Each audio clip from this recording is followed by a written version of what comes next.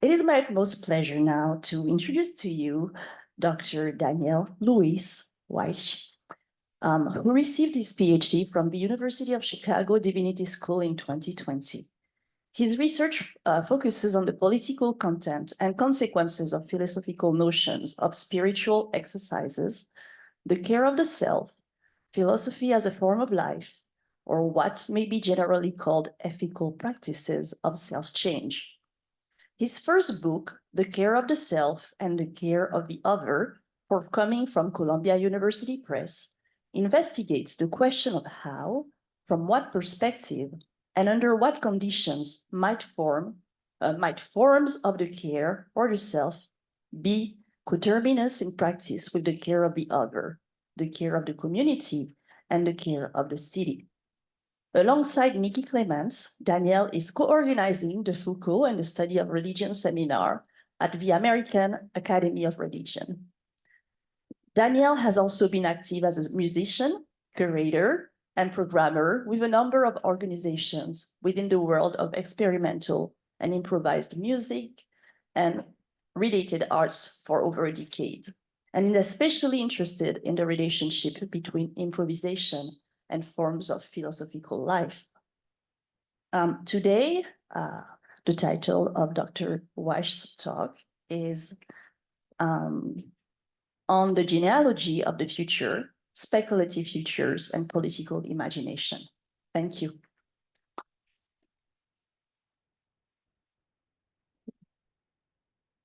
Thank you so much, Linsey. And I also have a list of thanks and apologies. Obviously, enormous thanks to the great Nikki Kasumi Clements, who is a dear friend, colleague, and one of the most incredible organizers of just about anything I've ever met. So also thank you to Biko for that unbelievable paper. Oh my, holy shit.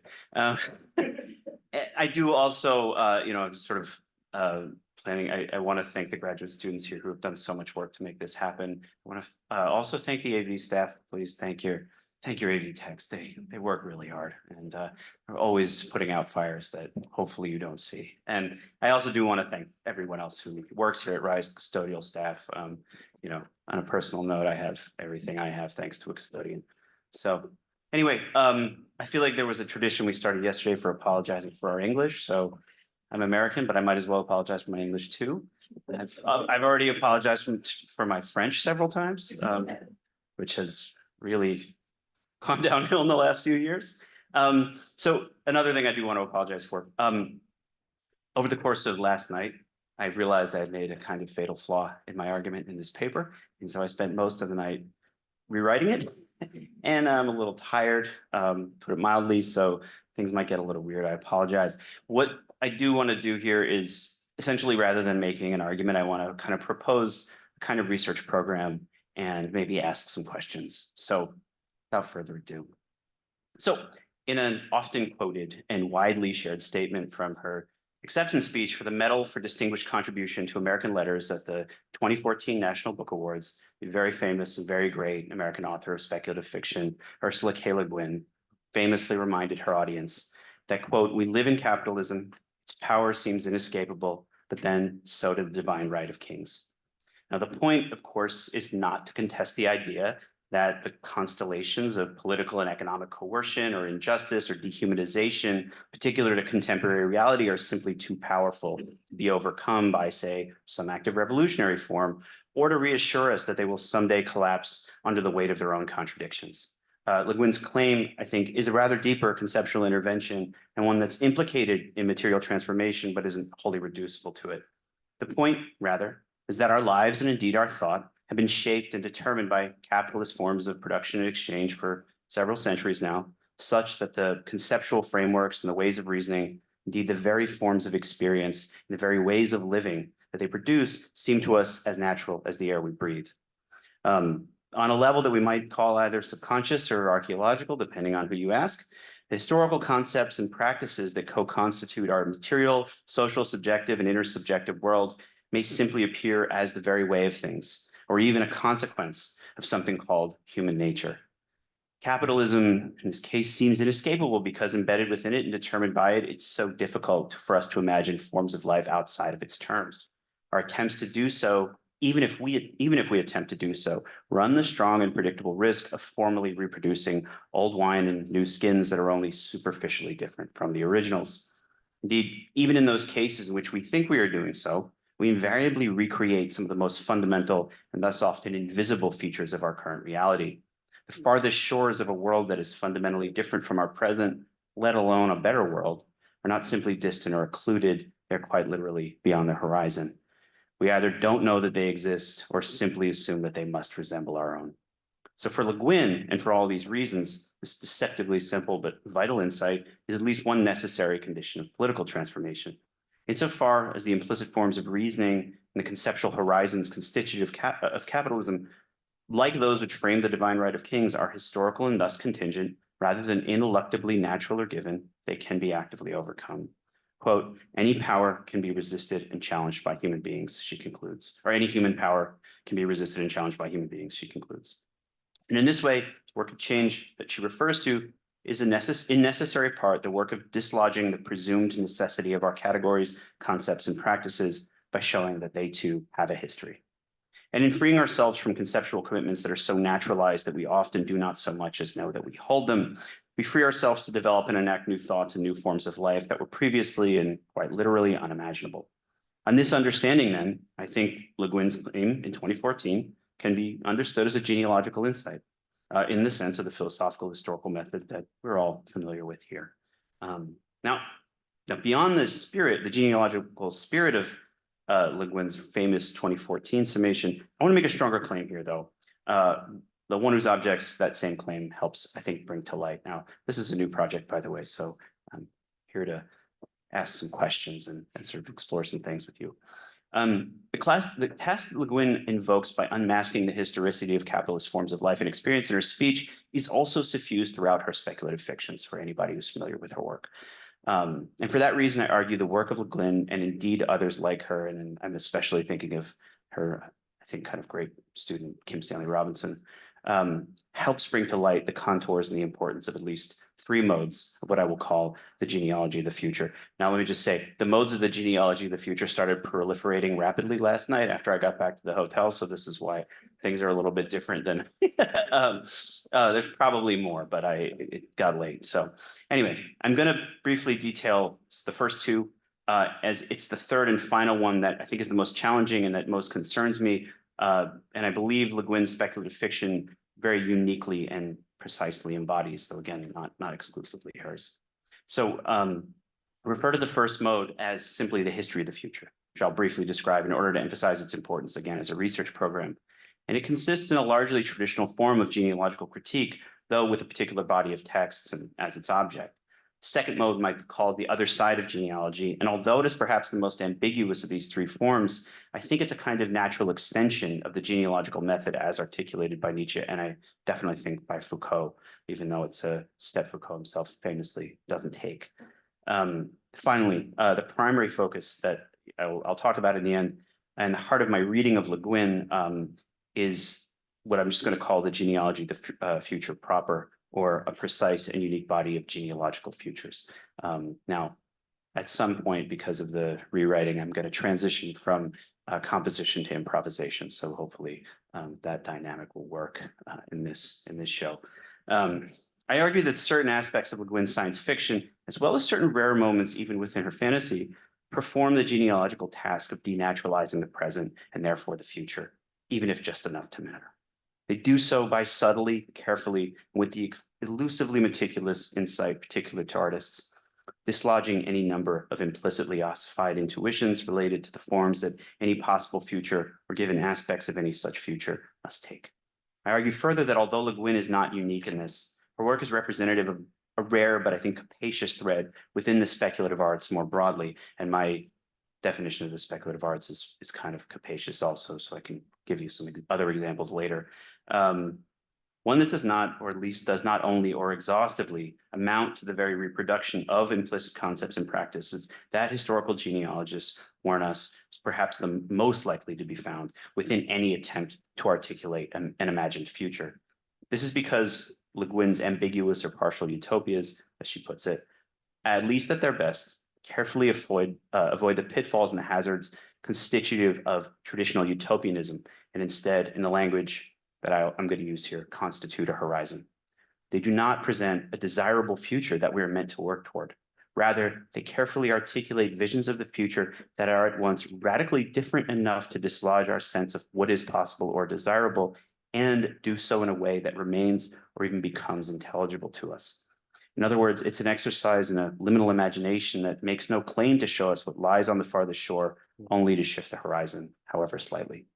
So I'm going to give well, I don't think I need to rehearse what genealogy is for anybody in here, so I'll skip that part. This is something I've been preparing for, not this audience, basically, so forgive me. But I'll kind of go through the two first forms, and then I'll talk a little bit about the third. I'd like to make it quick because I want to talk to everybody, and I want to talk to Bigo especially.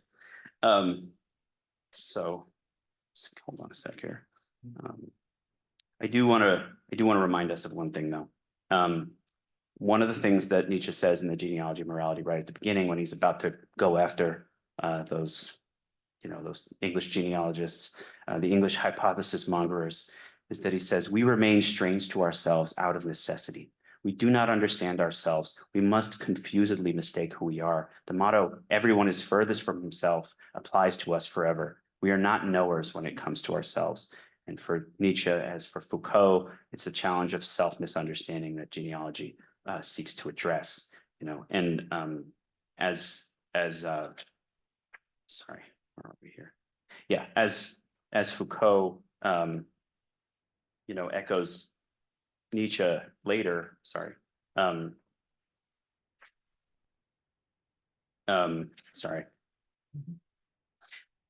The way that we sort of approach this is through historical analysis, right? So Foucault echoes Nietzsche later, and he says, the specificity in genealogy lies in its ability to record the singularity of events outside of any monotonous finality, because it seeks them in the most unpromising places. What we feel is without history, and that is often what is closest to ourselves, right?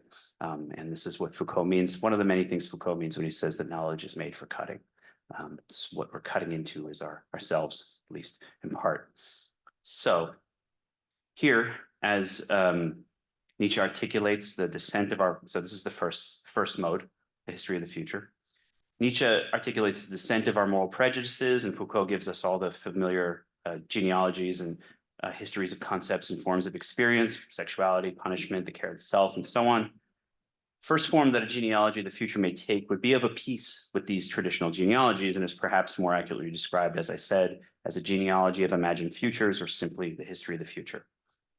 It's worth noting that a similar approach may also apply to our imagined pasts, especially insofar as these two so often inform the vision of a future. In either case, I mean the critical study of the many imagined futures, mythic accounts of bygone eras that populate our history, and the ways in which they thus constitute and determine given historical presence, especially our own. It can be argued that within the context of the speculative arts, with their long and complex histories, the conceptual problem that Le Guin highlights in 2014 is maybe especially apparent.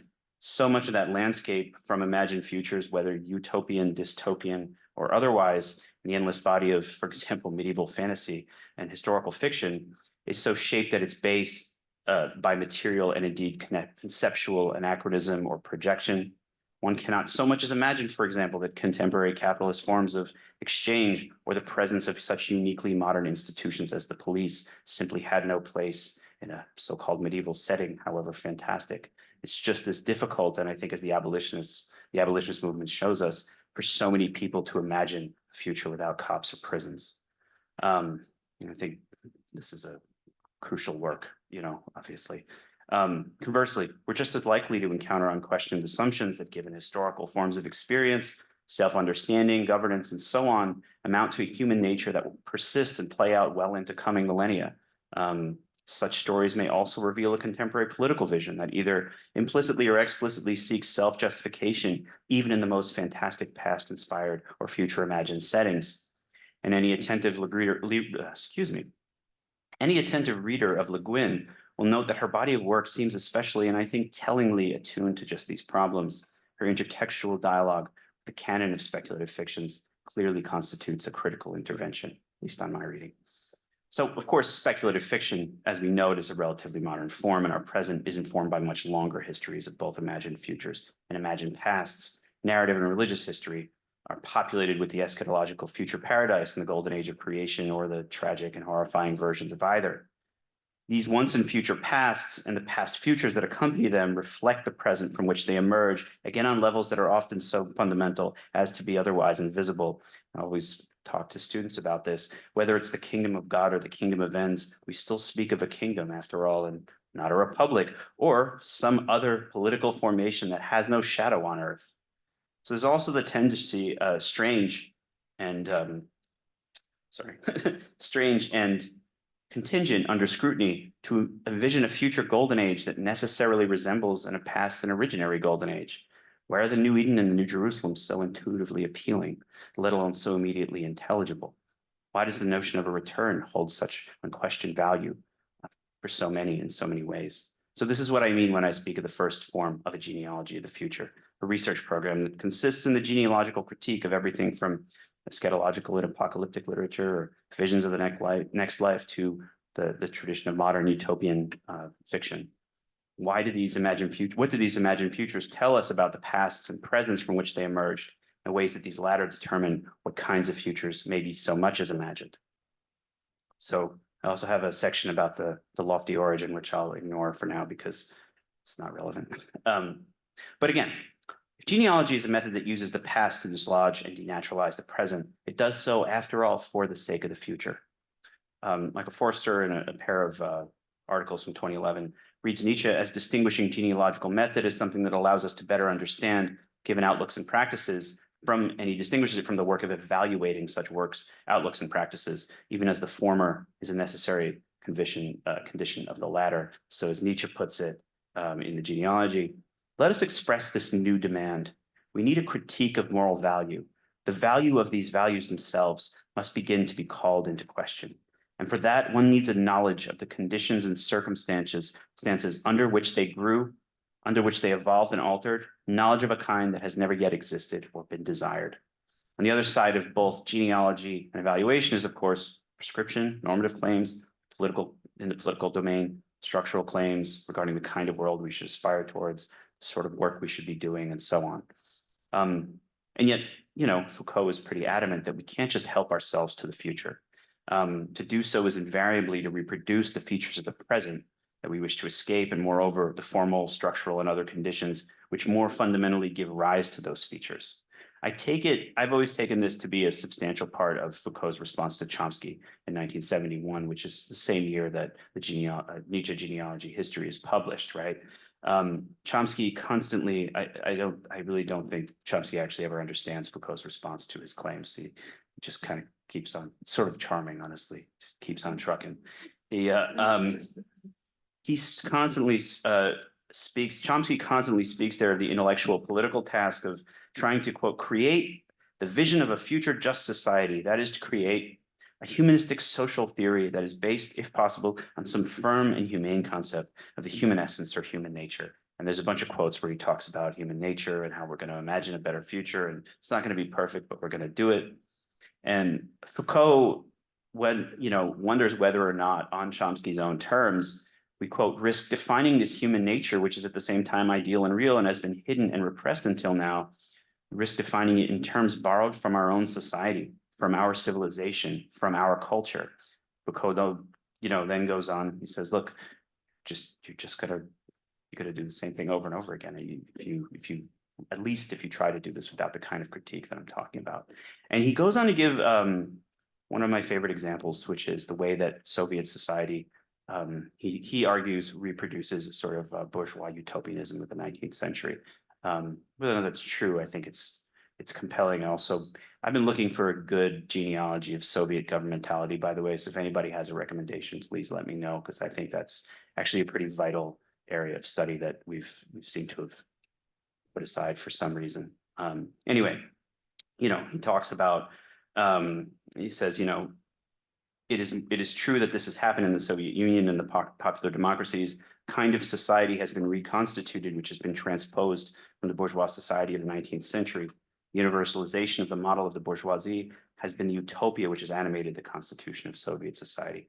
Now, again, we can debate whether or not that's particularly true, but it's quite clear that there are critical issues with the Soviet project that I think are quite telling and illuminating.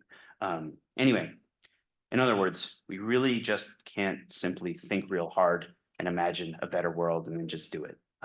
You know, lest we simply reproduce the one we're trying to transform, as has happened so often before.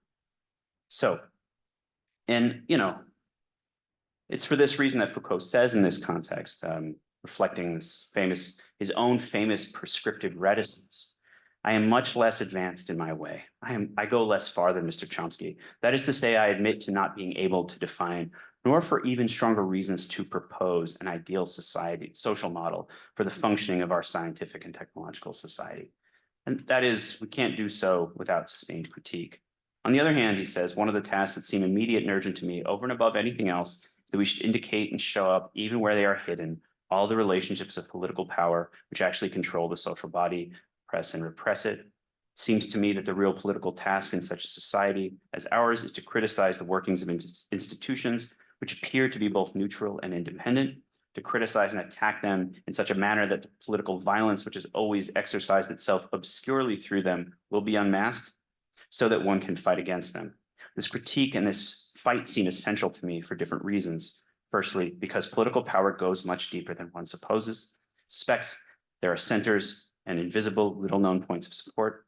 Its true resistance, its true solidity is perhaps where one doesn't expect it, in the places, of course, that are closest to ourselves and we feel are without a history, and so on. Now, you know, he goes on. There are other examples of this from Foucault, and there's the 1978 interview, The Analytic Philosophy of Power from Japan, where he talks about the way that sort of fascism and Stalinism were exceptional phenomena, but that they didn't do anything but prolong a whole series of mechanisms that already existed within Western social and political systems.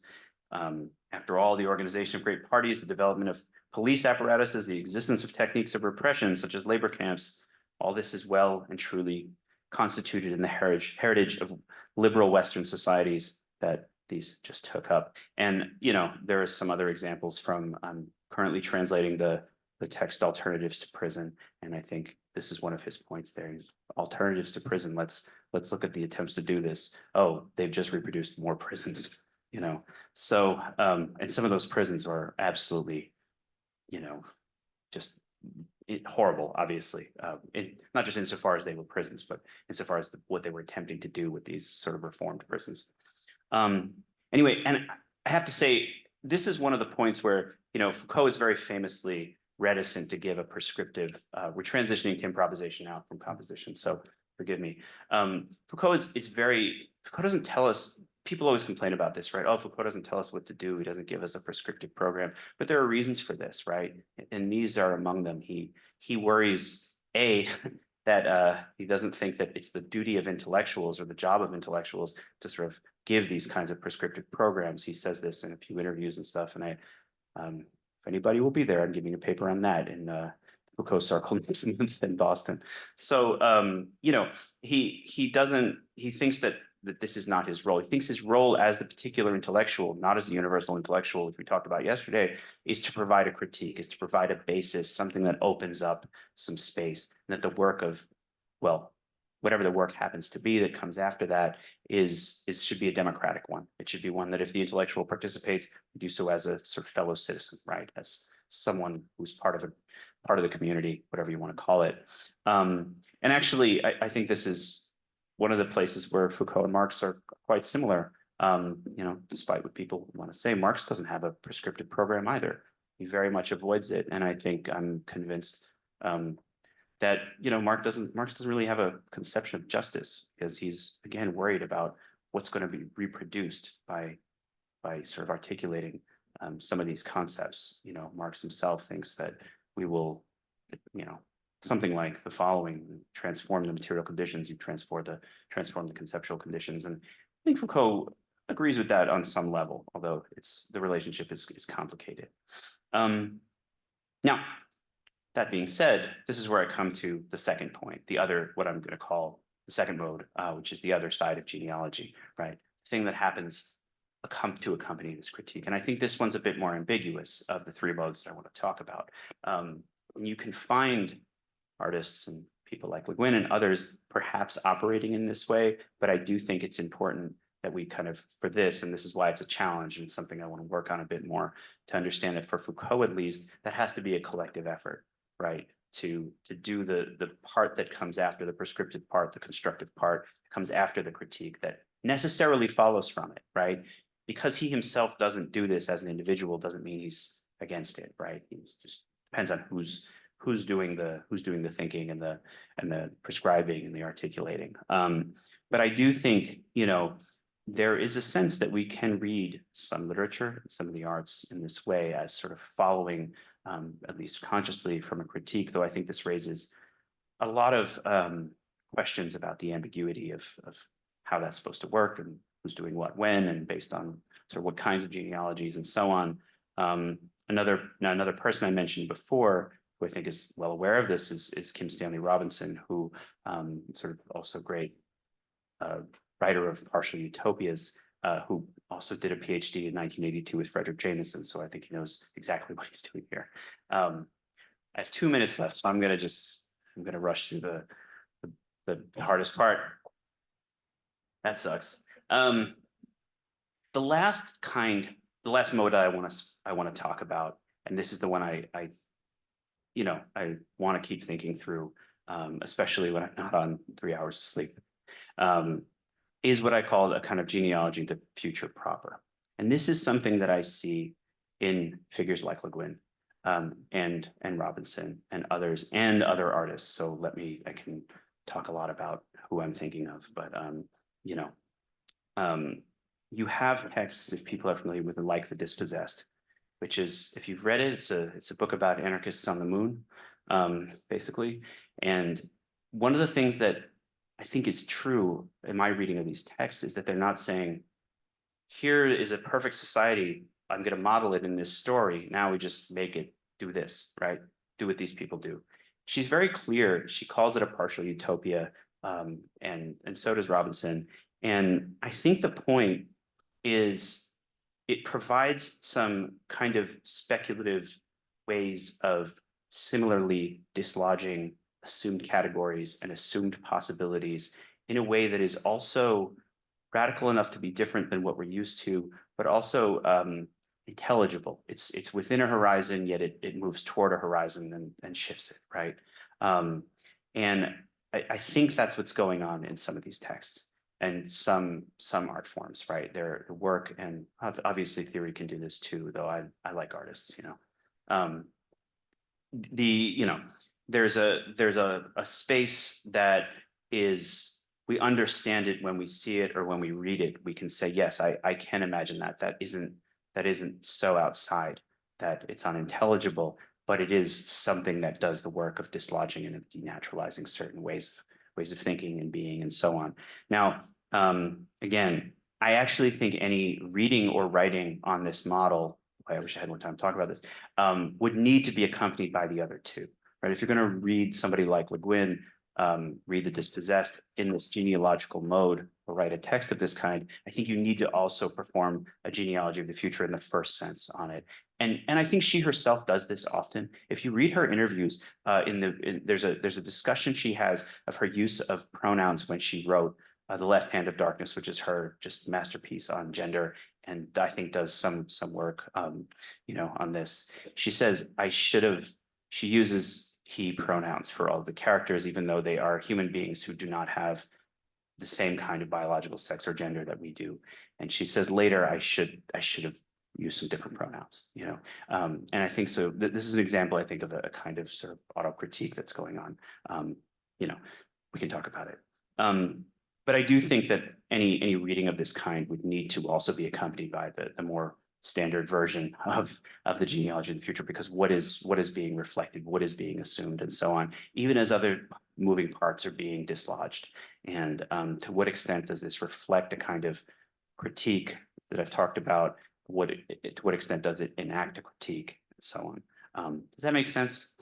I hope so. It's been a long night. But I do think that it's sort of the particular ways that those texts are compelling the ways that they are intelligible and yet strange that does this work. And I think it's incredibly precise and incredibly careful. And I see this in others too. I also think that like an example of this from a non-artistic context would be, to me, the abolition movement, which is something that very much takes something that so many people, I'm sure that, we're all familiar, but most people cannot so much as imagine a world without police or prisons. And to say, this is in fact possible, to start, sort of challenging that as a very like fundamental ahistorical assumption about just what human beings are like, right? You read any story about the future or the past, there's always cops in prisons. It just seems to be a feature of human nature, and yet, is it? No. So the last thing I'll say, and this is a challenge to myself, many accounts of genealogy insist that it's a historical practice, that it must engage the history of those who are subject to the genealogy, right? It has to sort of be in a certain line. I always have questions about this because I wonder about the scope of genealogies. Often we talk about the genealogies of Western religions and things like that, and they always, they seem to leave a lot of things out, right? We talk about Christianity without seemingly talking about Judaism or Islam for that matter, which, I find the history of Christianity to be sort of unintelligible without talking about Islam, for example. So I don't know. That's a question that I think needs to be asked. So on that note, yeah, thank you.